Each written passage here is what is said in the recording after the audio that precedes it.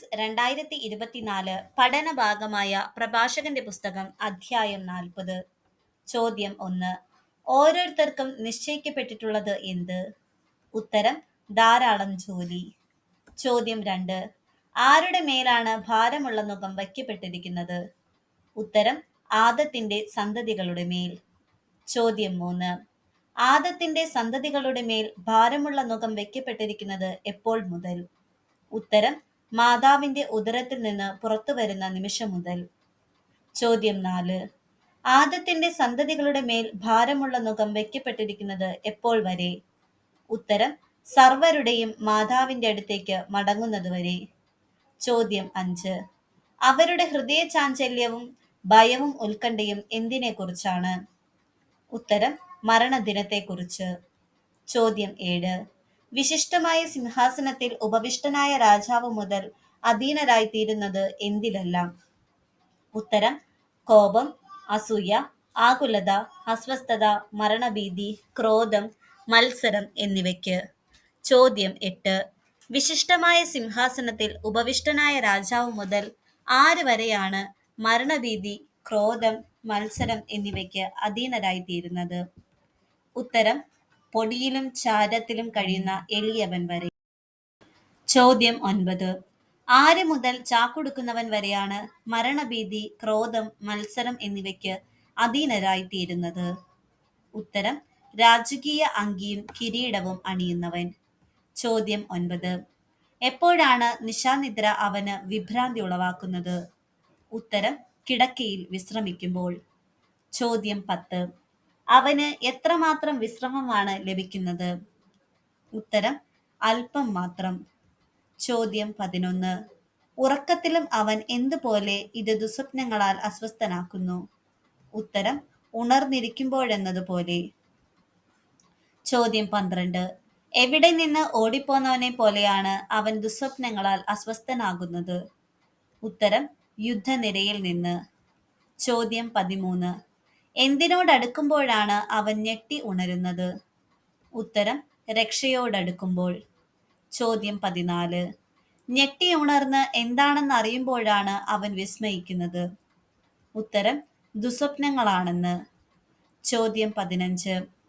പീഡനവും മഹാമാരിയും വന്നു ചേരുന്ന ജീവികൾ ആരെല്ലാമാണെന്നാണ് പറയുന്നത്? ഉത്തരം: മനുഷ്യനും മൃഗങ്ങൾക്കും. ചോദ്യം 16. പാപികൾക്ക് എത്രമാത്രം പീഡനവും മഹാമാരിയുമാണ് വന്നു ചേരുക? ഉത്തരം: 7 ഇരട്ടി. ചോദ്യം 17. എല്ലാ ജീവികൾക്കും എന്തെല്ലാം വന്നു ചേരുന്നു എന്നാണ് പറയുന്നത്? ഉത്തരം: മരണവും രക്തച്ചൊരിച്ചിലും കലഹവും വാളും ആപത്തും ക്ഷാമവും പീഡനവും മഹാമാരിയും. ചോദ്യം 18. പീഡനവും മഹാമാരിയുമെല്ലാം സൃഷ്ടിക്കപ്പെട്ടത് എന്തിനു വേണ്ടിയാണ്? ഉത്തരം: ദുഷ്ടർക്ക് വേണ്ടി. ചോദ്യം 19. ദുഷ്ടർ നിമിത്തം എന്തുണ്ടായി എന്നാണ് പറയുന്നത്?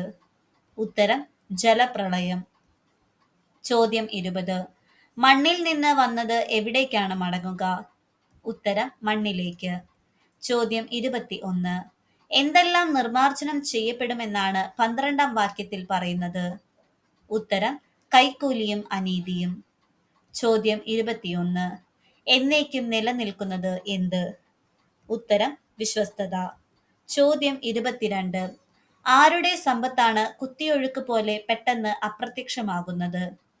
ഉത്തരം: അനീതി പ്രവർത്തിക്കുന്നവന്റെ. ചോദ്യം 23. അനീതി പ്രവർത്തിക്കുന്ന സമ്പത്ത് എന്തുപോലെയാണ് തകർന്നു പോവുക? ഉത്തരം: ഭയാനകമായ ഇടിമുഴക്കം പോലെ. ചോദ്യം 24. സന്തോഷം ലഭിക്കുന്നത് ആർക്ക്? ഉത്തരം: ഔദാര്യശീലന്. ചോദ്യം 25. നിശേഷം പരാജയപ്പെടുന്നത് ആര്? ഉത്തരം: പാപികൾ. ചോദ്യം 26. അധികം ശാഖ ചൂടുകയില്ലാത്തത് ആര്? ഉത്തരം: ദൈവഭയമില്ലാത്തവന്റെ സന്തതി. ചോദ്യം 27. ദൈവഭയമില്ലാത്തവന്റെ സന്തതി എങ്ങനെയുള്ള വേരുകളാണ്? ഉത്തരം: വെറും പാറമേൽ പടർന്ന ദുർബലമായ വേരുകൾ. ചോദ്യം 28. ഏത് പുല്ലിനെയും കാൾ വേഗത്തിൽ പിഴുതെടുക്കാമെന്നത് എന്ത്?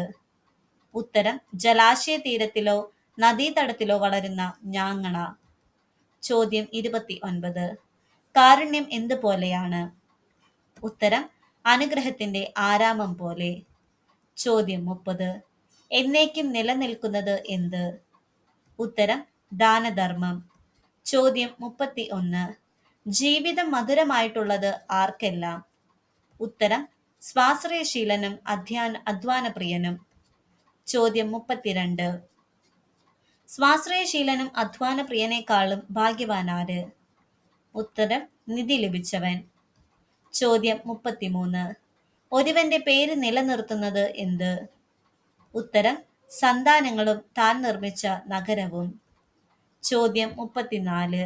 സന്താനങ്ങളെക്കാളും താൻ നിർമ്മിച്ച നഗരത്തെക്കാളും വിലമതിക്കപ്പെടുന്നത് എന്ത്? ഉത്തരം നിഷ്കളങ്കയായ ഭാര്യ. ചോദ്യം 35. ഹൃദയത്തെ ആനന്ദിപ്പിക്കുന്നത് എന്തെല്ലാം? ഉത്തരം വീഞ്ഞും സംഗീതവും. ചോദ്യം 36. വീഞ്ഞിനേക്കാളും സംഗീതത്തെക്കാളും ശ്രേഷ്ഠമെന്ത്?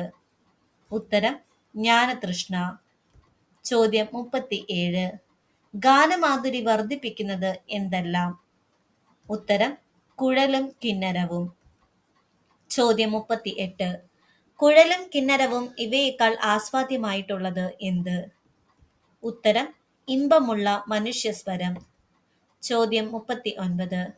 കണ്ണിന് ആനന്ദം നൽകുന്നത് എന്തെല്ലാം? ഉത്തരം പ്രസന്നതയും സൗന്ദര്യവും. ചോദ്യം 40. പ്രസന്നതയും സൗന്ദര്യവും ഇവയേക്കാൾ ആനന്ദദായകമായിട്ടുള്ളത് എന്ത്? ഉത്തരം വയലിലെ ഇളം തളിരുകൾ. ചോദ്യം 41. എപ്പോഴും സ്വാഗതാർഹനായിട്ടുള്ളത് ആര്?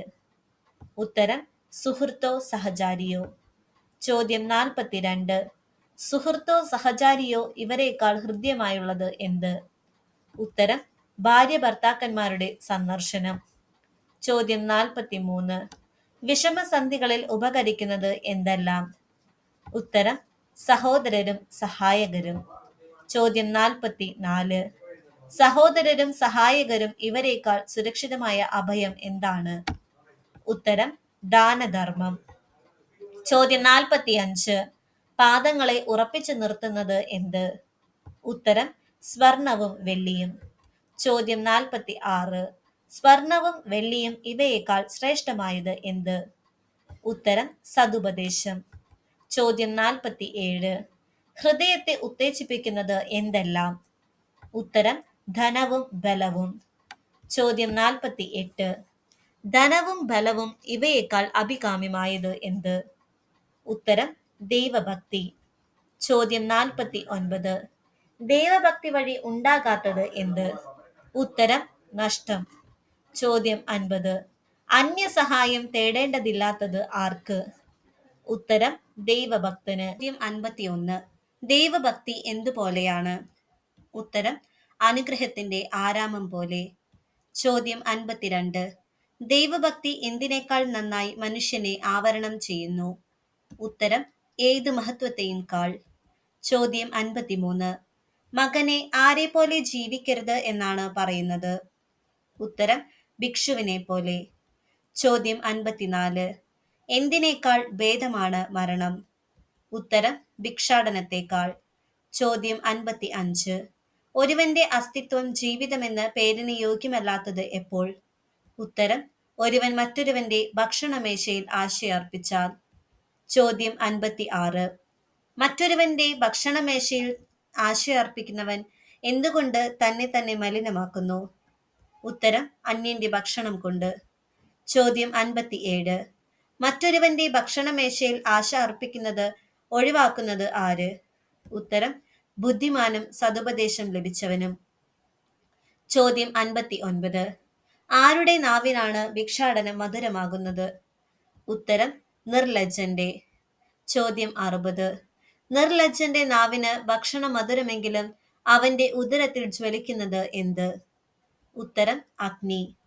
നിങ്ങൾക്കായുള്ള ഇന്നത്തെ ചോദ്യം: ജലത്തിൽ നിന്ന് വന്നത് എവിടേക്കാണ് മടങ്ങുക? നിങ്ങളുടെ ഉത്തരം കമന്റായി രേഖപ്പെടുത്തുക.